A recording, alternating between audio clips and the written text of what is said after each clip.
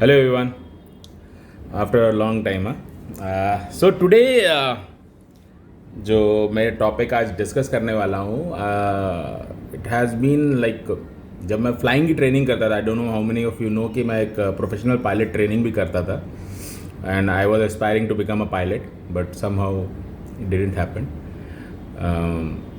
So story goes like this कि मुझे दो इंस्ट्रक्टर थे, एक सीनियर इंस्ट्रक्टर थे, एक जूनियर इंस्ट्रक्टर थे जो मेरे इमीडिएट इंस्ट्रक्टर थे. जो सीनियर इंस्ट्रक्टर थे मिस्टर सेन गुप्ता, वो बहुत ही काइंड, बहुत ही सॉफ्ट हार्टेड, बहुत ही प्यार से बात करते थे. जब हम उनके साथ फ्लाइंग भी करते थे तो बड़े प्यार से सब कुछ बताते थे.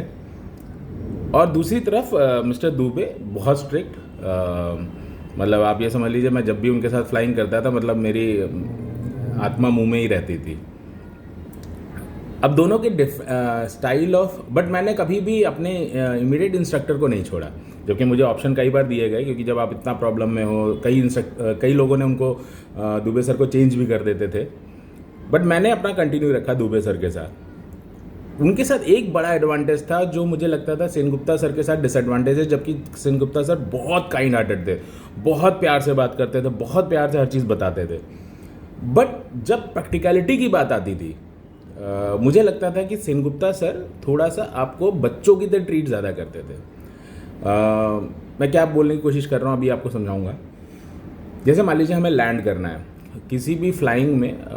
Flying is not tough. आपको क्राफ्ट जब लैंड करना होता है that is the toughest job, और उसी में लोगों को सोलर लाइसेंस जल्दी नहीं मिलता बिकॉज वो लैंड ही लोग नहीं कर पाते हैं. तो सेन गुप्ता सर बताते सब बहुत अच्छे से थे, but end of the day जब लैंड करने का प्रॉपर बारी आता था तो वो मेजरली खुद ही लैंड कर देते थे. वो कभी भी रिस्क नहीं लेते थे. वेयर एज दुबे सर आपके लिए एनवायरनमेंट सबसे पहले तो बहुत चैलेंजिंग क्रिएट कर देते थे. वो इंस्ट्रूमेंट पैनल पे कभी रुमाल लगा देते थे, बोलते थे कि नोज़ देख के फ्लाई करना सीखो, ये तुम जो इंस्ट्रूमेंट पैनल के स्लेव हो रहे हो ये नहीं होना चाहिए. फिर जब लैंड करने चलो तो वो nose up nose up nose up, वो नोज़ को बड़ा, क्राफ्ट का जो नोज़ होता है उसको बड़ा, वो कहते थे कि एक पायलट को नोज़ से फ्लाइट करना आना चाहिए, ना कि पूरा इंस्ट्रूमेंट पैनल आप 24 घंटे देख रहे हो. बट जो दुबे सर का स्टाइल था वो आपको फ्री हैंड दे देते थे. चिल्लाता बहुत था, मतलब इतना चिल्लाते थे जिसका कोई जवाब नहीं है, बट एंड तक वो ये बोलते थे मैं आज लैंड नहीं करने वाला, तुम ही लैंड करोगे, मैं आज लैंड करने वाला नहीं हूँ, आज क्रैश हुए तो दोनों मरेंगे ये पक्का है. And somehow because of this मेरा जो सोलो लाइसेंस था ऑफ फ्लाइंग कि मैं सोलो फ्लाई कर सकता हूँ वॉज द अर्लीस्ट, बजाय इसके जितने दूसरे मेरे साथ के कोलीग्स थे या मेरे से पहले सीनियर जो थे, तो उन सबका फ्लाइंग आवर्स कम से कम 25 घंटा हो गया था, बट किसी ने सोलो नहीं किया था.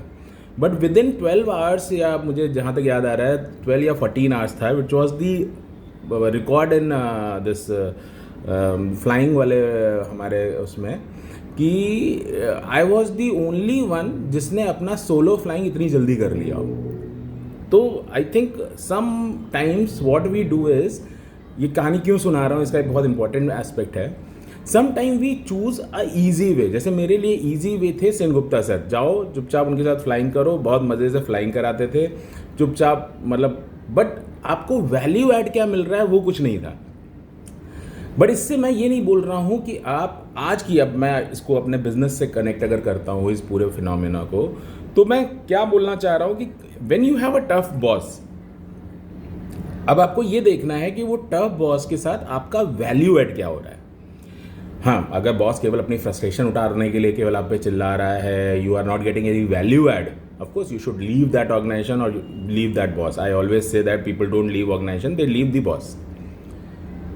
बट अगर आपको लग रहा है कि वो बॉस आपकी लाइफ में वैल्यू ऐड कर रहा है, the only problem is he is creating too many challenges for you, please don't leave him. I tell you, you will only grow. I don't remember कि मैं कभी बहुत सॉफ्ट बॉस रहा हूँ, मतलब सॉफ्ट तो खैर मेरे लिए वर्ड ही नहीं यूज़ करना चाहिए. आई वॉज अब टोटली, कहते ना, एक कॉर्पोरेट में रह के भी मैंने उस समय भी जब बिज़नेस करता था या जॉब करता था तो लोग लिटरली मुझसे परेशान रहते थे, बट मैंने कभी भी ऐसा नहीं देखा जिसने मेरे साथ काम किया हो वो डिग्रो किया हो, और वो छोड़ता भी नहीं था कभी. द बेस्ट पार्ट इज, चाहे मेरे जितने कलीग्स आप बात कर लोगे जिन्होंने मुझे रिपोर्ट किया है, दे विल ऑल से कि यार आदमी नहीं एकदम राक्षस है. बट आई थिंक जो दुबे सर का वर्किंग स्टाइल था वो मेरे अंदर काफ़ी आया कि आई जनरली मेक पीपल, कहते हैं ना, एक स्टेप उनको और ऊपर ले जाने की मैं कोशिश करता हूँ हमेशा कि यार आप अपने आप को चैलेंज करो. और इट इज़ नॉट बिकॉज कहते हैं ना कि मुझे ऐसा करने में मज़ा आता है, but I think people grow like this, I have grown like this. मुझे जब तक चैलेंजिंग एनवायरनमेंट नहीं मिला तब तक मैं हमेशा कहता हूँ कि सहारा वाला केस या ये जो पूरा कांड हुआ ऑफ जीजी गोइंग डाउन, अगर ये शायद नहीं होता तो मैं बहुत ईजिली पहले ही गिव अप कर देता. बट क्योंकि एनवायरनमेंट इतना चैलेंजिंग हो गया तो मैंने कहा नहीं, अब तो ये करना पड़ेगा, अब चाहे कुछ हो जाए मैं ये करूँगा. सो आई थिंक अगर ये फिनोमेना आप अपने अंदर क्रिएट कर लो, इट विल रियली हेल्प. जैसे लोग जनरली जॉब और जब हम इसकी बात करते हैं बिजनेस की, तो बिज़नेस करते समय लोग सोचते हैं यार बिज़नेस अब करने लगे ना, now we are our own boss, अब हम अपने हिसाब से काम करेंगे, हम कम काम करके बड़ा पैसा कमा लेंगे, ये वो. But I tell you, business is you are your own boss. तो आपकी दो पर्सनैलिटी होनी भी चाहिए कि जब आप एज ए एम्प्लॉय हो अपने अंडर में, तो आप एज ए बॉस अपने आप को एक्सक्यूज़ ना दे पाओ एज ए एम्प्लॉय अपने बॉस को, which is you yourself. So आपको ज़्यादा करना पड़ता है when you are a leader.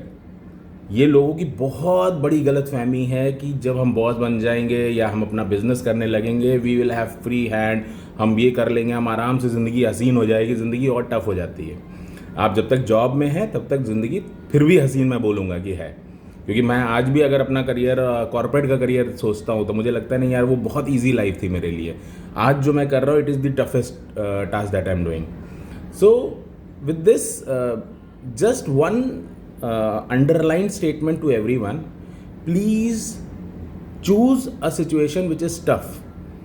जब आप टफ सिचुएशन से गुजरते हैं, जैसे कहते हैं ना, सज़ा और मज़ा is very important part of life. when you do yourself a सज़ा, you next phase is the मज़ा phase, and if you are doing मज़ा today, then next phase will be सज़ा. So you have to decide your own सज़ा and मज़ा. Lastly, जब हम लोग इस हर चीज़ को एनालाइज करते हैं ना कि भाई, मैं जैसे कई बार देखता हूँ कि अगर आप जॉब में हैं तो लोग प्रेशर बल्कि लेने को तैयार हो जाते हैं. जहाँ पे एक फिक्स सैलरी मिल रही है और थोड़ा बहुत इंसेंटिव मिल रहा है, वहाँ पे वो आपकी हर बात सुनने को तैयार हैं, गाली भी देंगे तो चलेगा, सबको कुछ भी करने को तैयार हैं. But when it comes to entrepreneurship, अगर कोई आपको वहाँ पे मेंटर मिल जाता है, जो मेंटर आपको बोल रहा है नहीं यार ये ऐसे करना चाहिए, the next reaction comes is, हम आपकी बात क्यों सुने, हम आपके कोई एम्प्लॉय थोड़ी ना है. This is a very alarming mindset. आपको इस माइंडसेट से बाहर निकलना चाहिए, क्योंकि जो आदमी आपको एंटरप्रेन्योरशिप में मेंटरिंग कर रहा है वो आपको बना रहा है. जब आप जॉब में बातें सुन रहे हैं या आप परफॉर्म कर रहे हैं, you are working for someone else. तो इस चीज़ को कहते हैं ना, इसको दो फेजेस में समझिएगा कि बहुत इम्पॉर्टेंट है आप सबके लिए या हम सबके लिए ये समझना कि जो आदमी मुझे एंटरप्रेन्योरशिप में गाइड कर रहा है, he will be tough on me, but अगर मैं उस टफ लाइन से क्रॉस कर जाऊंगा तो I will be a very successful entrepreneur, जहाँ पे फिर मैं अपने आप में सच में जो मैं अपने आप को बॉस मानना चाहता हूँ या इजी मनी चाहता हूँ या जो भी मैं सोच रहा हूँ वो करना चाहता हूँ, तो लोग जनरली सैलरी के अगेंस्ट में सब कुछ सहने को तैयार होते हैं. Whereas in entrepreneurship model where somebody is mentoring you, वो रेडी नहीं होते हैं कि भाई मैं ये चीज़ सीखूंगा. मान लीजिए कि आप बोलिए कि MIS करना है या DSR भरना है, तो दे विल से मैं कोई नौकरी पे थोड़ी ना मैं DSR भरूँगा. But DSRs and everything, a process will help you to only grow. Just like in my case, Dubey sir और सेनगुप्ता सर थे. सेनगुप्ता सर बहुत लाइट थे, बहुत आराम से बात करते थे, सब कुछ बहुत अच्छे से करते थे. बट गुप्ता सर वहीं पे बहुत टफ थे, वो हर चीज़ को बड़ा टफ बना देते थे. बट आई थिंक मेरा जो इनिशियल सक्सेस मैंने इवन पायलट बनने में भी देखा, तो it was all because of mister Dubey. Why? Because अगर वो मेरे लिए इतने टफ नहीं होते तो मैं कभी भी इतनी जल्दी सोलो लाइसेंस नहीं ले पाता. Same goes with the business, same goes with your job. If you are in a job, see what is the addition that your boss is giving. If he is not adding anything, then it is okay, leave. But if you are getting something and it is only the problem is the challenges, please bear with those challenges. You will grow. Thank you very much.